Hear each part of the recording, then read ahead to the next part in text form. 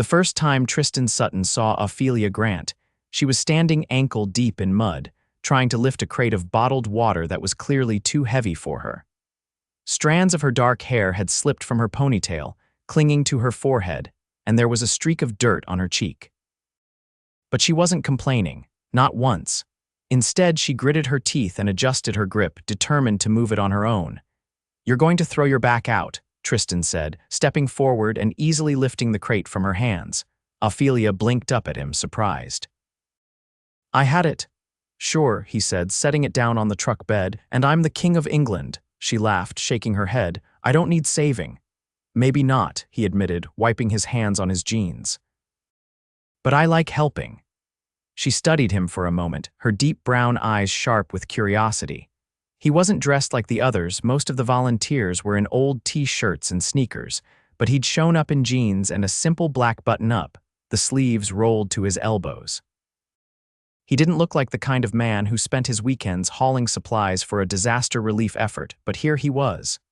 "You new here?" she asked. "First time," he admitted. "You seem like a regular." Ophelia nodded. "Been volunteering here for years. Whenever there's a flood or storm, we set up supply deliveries. You just show up and work, no questions asked." That was exactly why Tristan had chosen this place. No one knew him. No one asked what he did for a living. Here, he wasn't Tristan Sutton, CEO of Sutton Enterprises, worth more than most small countries. He was just a guy stacking crates and handing out supplies. For the next few hours, they worked side by side. Ophelia was relentless, never stopping, never taking a break unless someone forced her to. Tristan found himself drawn to her determination, her kindness, the way she laughed easily with the other volunteers. There was no pretense, no expectations, just real, honest effort. As the sun started to set, Ophelia wiped her hands on her jeans and stretched. "You survived your first day." "Barely," he joked, rolling his neck. "I don't know how you do this every weekend." She grinned. "You get used to it." Tristan hesitated. He'd never been the type to ask personal questions, but there was something about Ophelia that made him want to know more. "Why do you do it?" Her smile softened. "Because someone has to. When I was a kid, my family lost our home in a hurricane. Strangers helped us. Now I help others." Something tightened in Tristan's chest. He'd never had to worry about losing a home. He'd grown up with more money than he knew what to do with. But Ophelia, she had built herself into a force of nature, using her past as fuel to make the world better. "That's incredible," he said, meaning it. She shrugged. "It's just what I do." Then she looked at him curiously. "What about you? What made you decide to show up today?" Tristan hesitated for only a second. "I wanted to do something real." Ophelia studied him, as if weighing the truth in his words. Whatever she saw must have satisfied her, because she nodded. "Well, you did good today, Tristan." He liked hearing his name on her lips more than he should. "See you next weekend?" she asked, and before he could think about why he was doing it, he nodded. "Yeah, see you then." As Ophelia walked away, Tristan knew he was in trouble. He had never let anyone into his real world before, never let anyone see beyond the polished image of the CEO. But here, in this muddy lot with a woman who had no idea who he really was, he felt more like himself than he had in years. And that terrified him. The following weekend, Tristan arrived earlier than before, scanning the lot for Ophelia.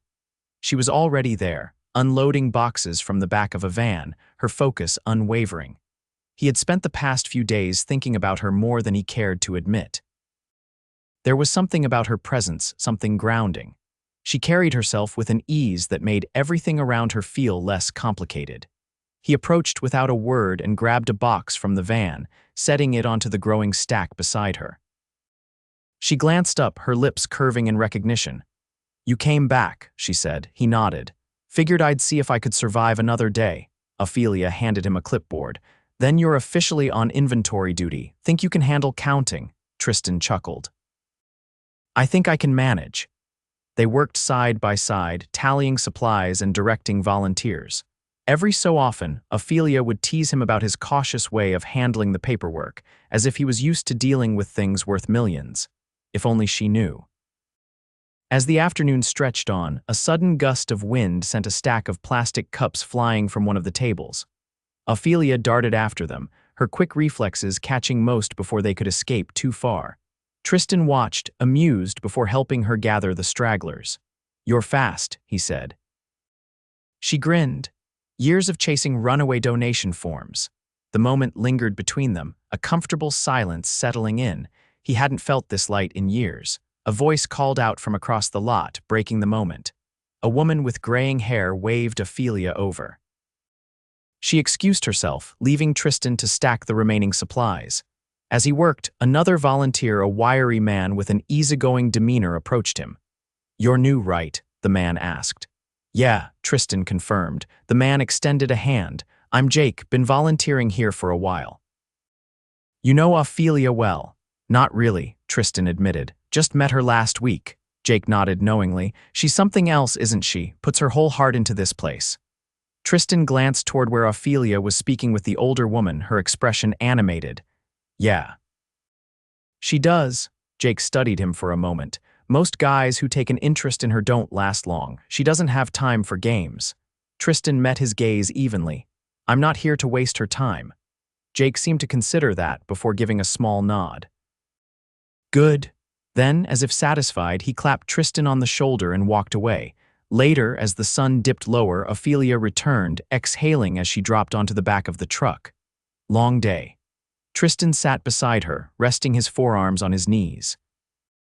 "You do this every weekend," she nodded, "and some weekdays when there's an emergency." He admired her dedication. "Doesn't leave much time for anything else," she shrugged. "I like staying busy." Something in her tone hinted at a past she wasn't ready to discuss. He didn't push. Instead, he looked toward the horizon, the sky streaked with gold and crimson. "It's a good kind of busy," he said. She glanced at him, something unreadable in her expression. "Yeah, it is." The air between them shifted, unspoken things hanging in the space between their words. Tristan had spent his life surrounded by people who wanted something from him: business partners, investors, socialites hoping to attach themselves to his name. But Ophelia didn't know who he was, and for the first time in years, he felt seen for the person beneath the title. As the volunteers began wrapping up for the day, Ophelia stood. "Same time next weekend." Tristan didn't hesitate. "Wouldn't miss it." She smiled, and for a brief moment, he wondered what it would be like to tell her the truth. But not yet. Not when the weight of his world might change the way she looked at him. The third weekend came faster than Tristan expected, and with it, an unfamiliar sense of anticipation. He had cleared his Saturday morning schedule without a second thought, something he never did. For years, his weekends had been consumed by work, meetings, and high-profile events that required his presence. Now, he found himself standing in the middle of the relief center's loading bay, waiting for Ophelia to arrive. She walked in a few minutes later, carrying a clipboard and already deep in conversation with another volunteer. Her focus was sharp, her movements purposeful. Tristan had never met anyone so effortlessly committed to something outside of themselves. It was magnetic. Ophelia caught sight of him and nodded toward a stack of boxes. "Think you can handle sorting those donations?" "Only if you promise not to micromanage," he teased. She laughed, shaking her head. "I make no promises." They fell into an easy rhythm, unpacking supplies and organizing them into labeled sections. As they worked, Tristan watched her interact with the other volunteers. She had a way of making everyone feel important, ensuring that no task was too small. He wasn't used to this kind of leadership, one built on genuine care rather than authority. A young girl, no older than 10, ran up to Ophelia with a wide grin. "Miss Ophelia, I brought more blankets." Ophelia crouched to the girl's level. "That's amazing, Mia. You're going to make a lot of people very warm tonight." Mia beamed and dashed off to help her mother. Tristan raised an eyebrow. "You know every volunteer by name," Ophelia shrugged. "The ones who come back, yeah, people give their time because they care. The least I can do is remember them." Her words struck him more than they should have. In his world, people remembered names for strategic reasons: networking, influence, power. But Ophelia remembered because she valued people, not what they could offer her.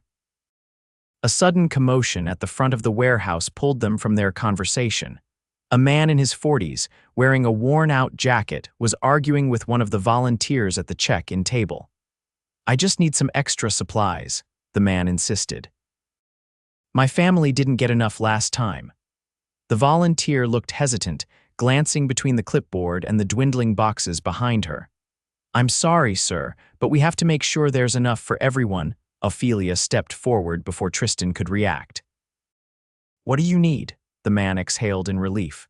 Food and blankets if you have them. My kids are cold at night. Ophelia nodded and motioned for Tristan to follow her. Together they gathered a small bag of essentials, enough to get the man's family through the next few days. When they handed it over, the man's eyes filled with gratitude. Thank you, he said, voice thick with emotion. Really? Ophelia simply smiled. Take care of your family. As the man walked away, Tristan couldn't shake the feeling settling in his chest. He had donated millions to charity over the years, but he had never seen the direct impact of giving not like this. You knew we were running low on supplies, he said as they returned to their workstations. But you gave him more anyway. Ophelia exhaled. People need more than rules sometimes. They need kindness. Tristan had built his empire on logic, strategy, and calculated risks, but Ophelia operated on something else entirely: instinct, empathy, the unwavering belief that people deserved help even when resources were tight. He had never admired anyone more. As the afternoon stretched on, Ophelia wiped her hands on her jeans and leaned against the truck bed. You're sticking around longer each week. Tristan crossed his arms. Maybe I like the company. She tilted her head, studying him. You're a mystery, you know that. He tensed slightly. How so? You just show up, work hard, and never talk about yourself. Most people who volunteer here tell stories about why they came, but you just keep showing up. Tristan hesitated. He wanted to tell her, but the words felt heavy, tangled in years of carefully crafted secrecy. If she knew the truth, that he was Tristan Sutton, billionaire CEO, would she see him differently? Would she assume he was here for some PR stunt, rather than because he genuinely wanted to be? I like being useful, he finally said. Ophelia didn't press, but something in her gaze told him she wasn't satisfied with the answer. The sun was starting to set when she grabbed her bag and slung it over her shoulder. Same time next week. This time he hesitated. He had a major investor meeting scheduled. A deal worth hundreds of millions was hanging in the balance. But as he looked at Ophelia, standing there with the remnants of the day's work still on her hands, he made a decision he never would have before. I'll be here. Her smile was small but genuine. And for the first time in a long while, Tristan felt like he was exactly where he was supposed to be. Tristan arrived at the relief center earlier than usual. His thoughts tangled in the realization that Ophelia had become the one part of his life untouched by the weight of his name. He had built an empire, controlled boardrooms filled with powerful men, and yet here, stacking crates and sorting supplies, he had found something he hadn't known: he was missing her. Ophelia greeted him with a nod as she secured the last strap on a truck loaded with donations. There was something different in the way she looked at him today, a quiet curiosity that hadn't been there before. You're early, she said, dusting off her hands. Figured I'd get a head start, Tristan replied. She studied him, as if trying to piece something together. You're not like the other volunteers. Tristan tensed slightly. How so? You work hard, but there's something about you that doesn't quite fit. She wasn't accusing him, just observing. Like you're used to standing in a different kind of room. He had never felt more exposed in his life. Ophelia wasn't someone he could distract with charm or calculated words. She saw straight through him. Before he could respond, a commotion near the entrance pulled their attention. A man in a pressed suit, looking entirely out of place among the volunteers, was scanning the area with urgency. Tristan recognized him instantly. Andrew, one of his senior executives. Sir, Andrew said, stopping short when he saw Tristan, we've been trying to reach you. The investors are waiting. The contract negotiations are set to begin in an hour. Ophelia's gaze snapped to Tristan, confusion flickering across her face. Sir, Tristan exhaled, the weight of his two worlds colliding in a way he had desperately tried to avoid. He could see the questions forming in her mind, the pieces she was suddenly fitting together. Andrew hesitated. Should I arrange the jet? Ophelia stiffened beside him. Jet. Tristan turned to her, knowing there was no way to soften the truth. I should have told you sooner. His voice was steady, but there was an edge of regret beneath it. "I run Sutton Enterprises." She blinked, silent for a moment, as if recalibrating everything she thought she knew about him. "You're the Sutton Enterprises CEO." "I didn't come here to hide," he said quickly. "I came because I wanted to be here, because you—" He stopped himself, but it was too late. The truth was already there, hanging between them. Ophelia shook her head, processing. "You spent weeks breaking your back alongside us, acting like you were just another guy." "I didn't act," Tristan said firmly. "That was me. This," he gestured toward Andrew, "this is just another part of my life." She took a slow breath, her expression unreadable. "And you didn't think I deserved to know. I was afraid it would change things." She let out a soft, incredulous laugh. "Of course it changes things, Tristan. You're not some guy who showed up to volunteer. You're a billionaire who spends his time in boardrooms while the rest of us are figuring out how to stretch our resources." Tristan stepped closer, his voice low. "I didn't want you to see me as Sutton Enterprises. I wanted you to see me." Ophelia hesitated, emotion flickering in her eyes. "And now you know everything." For a long moment, she didn't say anything. Then, without another word, she turned and walked away. Tristan didn't go back to his office. He didn't board the jet. Instead, he stayed at the relief center long after the volunteers had left, sitting on the edge of the loading dock, staring at the city lights in the distance. He had built his life on control. Every decision, every move calculated. But with Ophelia, he had lost control in the most unexpected way. It was late when he heard footsteps approaching. He turned, and there she was, arms crossed, her expression softer than before. "I was angry," she admitted. "Not because you're rich, but because you didn't trust me with the truth." Tristan met her gaze. "I was afraid you'd look at me differently," Ophelia exhaled. "It's not your money that bothers me. It's that you thought I'd only see the billionaire if I knew." He stood, closing the space between them. "I see you, Ophelia, the way you fight for this place, the way you care about every person who walks through those doors. I've built a life where people only want me for what I can give them. But you never wanted anything from me except honesty, and I should have given you that from the start." Her expression softened, and for the first time since the revelation, she looked at him the way she had before, with trust. "Every weekend," she murmured, "you could have been anywhere in the world, but you chose to be here." "With you," Tristan said simply. Ophelia studied him for a long moment, then, with a quiet certainty, she reached for his hand. "Just promise me one thing. Anything. No more secrets." Tristan laced his fingers through hers. "No more secrets." And as she leaned into him, resting her head against his chest, he knew this was the only deal that had ever truly mattered. The following week, Tristan arrived at the relief center with a different kind of anticipation. There was no more hiding, no more carefully keeping his two worlds apart. Ophelia knew everything now, and yet she had still been there, standing with him in the quiet of the loading dock, her hand in his. But knowing the truth and accepting it were two different things. As the volunteers moved around them, unpacking new shipments of supplies, Tristan watched Ophelia work, her movements as efficient as ever. But there was something hesitant in the way she looked at him now, as if she was still figuring out what his presence here truly meant. He wasn't here to convince her of anything. He was here because it felt right. They worked in relative silence for most of the morning, sorting donations and directing volunteers. It wasn't until a lull in the activity that Ophelia finally spoke, her voice measured. "Do your people know where you are right now?" Tristan leaned against the edge of a supply table, meeting her gaze. "They know I take Saturdays off. They don't ask questions." She studied him, considering his words. "And they don't find that strange," he shrugged. "I built my company well enough that it runs without me for a day." Ophelia exhaled, crossing her arms. "I still don't know what to do with all this." Tristan kept his voice steady. "You don't have to do anything with it. I never volunteered here because I was trying to prove something.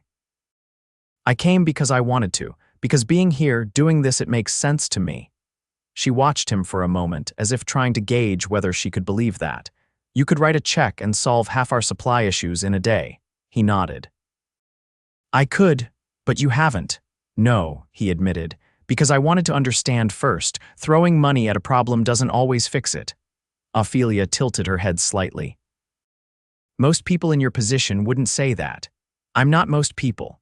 A small, almost reluctant smile tugged at the corner of her lips. No, you're not. Before he could say anything else, an older man approached them, his expression filled with quiet authority. Ophelia, we just got word there's been another flood in the northern district. We need to organize an emergency run. Ophelia's focus sharpened instantly. How bad? Families displaced, roads blocked. We need to move fast. She turned to Tristan without hesitation. You in? His answer was immediate. Always. They moved quickly, loading essential supplies into a van. The urgency in the air was palpable, but Ophelia was in her element, coordinating with efficiency, ensuring that nothing was forgotten. Tristan followed her lead, watching as she navigated the crisis with a calm steadiness that only came from experience.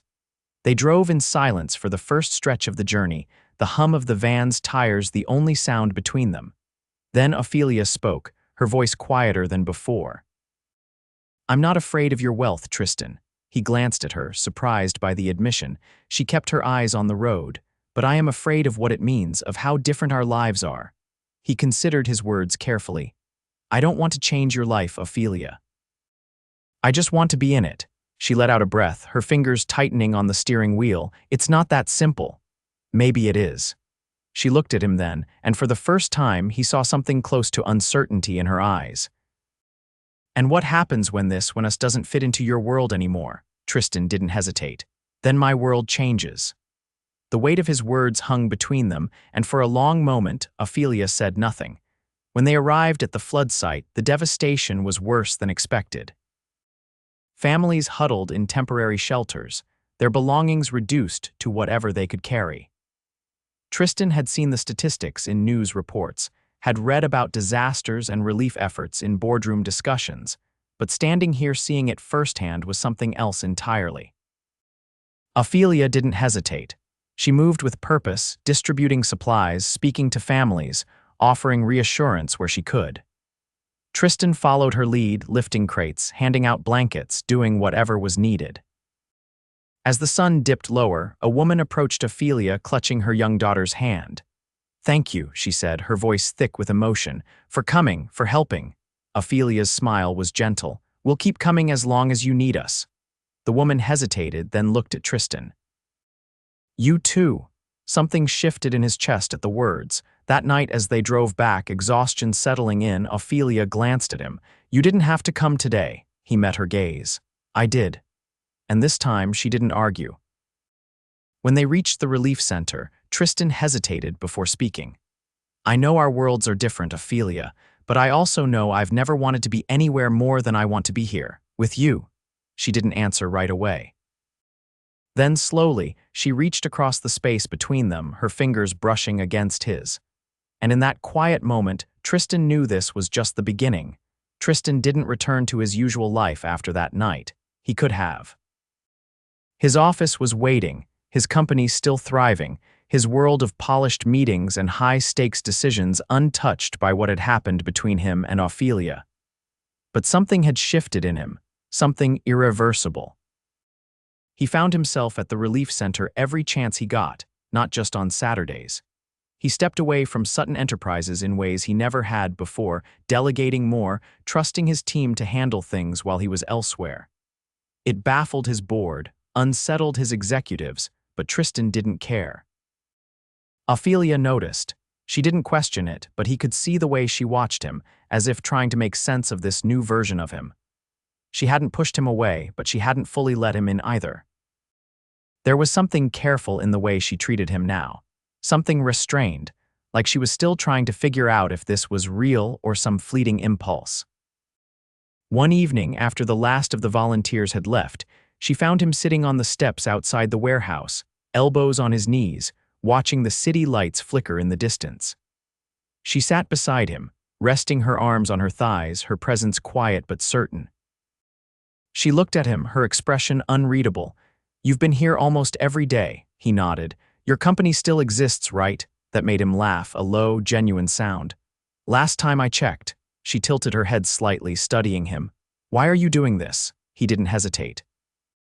Because I want to, Ophelia exhaled, shaking her head. Tristan, you don't have to prove anything to me. I'm not. He turned to her, his expression steady. I told you I wanted to be in your world, and I meant it. This isn't me trying to impress you. It's me choosing where I want to be. She didn't answer right away. When she finally spoke, her voice was quieter. I'm afraid of what happens when this stops being enough for you. Tristan reached for her hand, threading his fingers through hers. Ophelia, I've spent my entire life chasing things that never really mattered. You changed that. She didn't pull away. I don't want to be anywhere else, he continued, and I don't care if it doesn't make sense to anyone else. This is where I want to be. With you. For the first time in weeks, she didn't argue. Instead, she leaned into him, resting her head against his shoulder. That was when he knew he wasn't just in love with her, he wanted forever. Tristan had never been one for grand romantic gestures, but for Ophelia, he wanted to do things right. He wasn't going to rush her, wasn't going to overwhelm her with the weight of everything he felt for her. But when he made a promise, he meant it, and he wasn't about to spend another moment pretending he didn't already know what he wanted. So he waited until the right moment. They had spent the entire day organizing a new shipment of supplies, and by the time evening arrived, Ophelia was exhausted. He convinced her to take a break, driving her to a quiet overlook just outside the city, where the skyline stretched endlessly before them.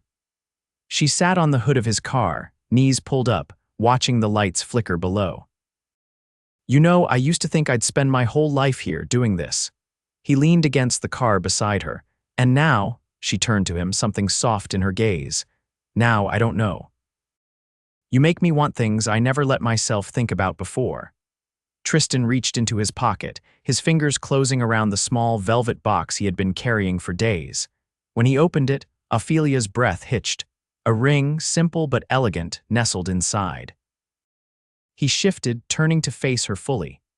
I know this might feel fast, and I know our lives don't look the same, but I love you, Ophelia, and I don't want to spend another day pretending I don't already know that I want forever with you.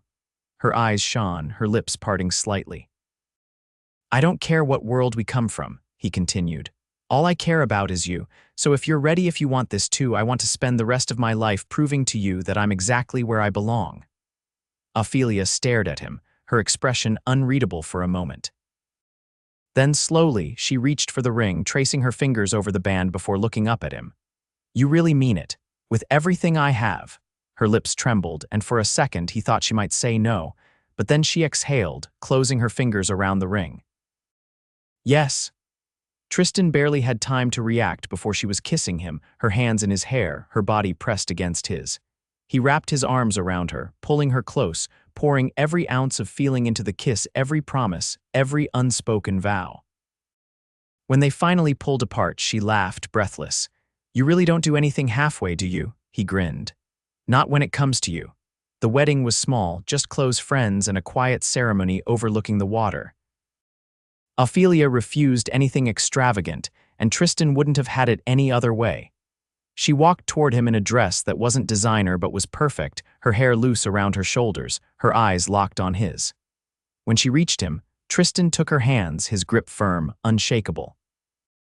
As they exchanged vows, as she promised herself to him and he to her, Tristan knew he had spent his whole life chasing the wrong things. Ophelia had been the only thing worth chasing, and now she was his. Forever.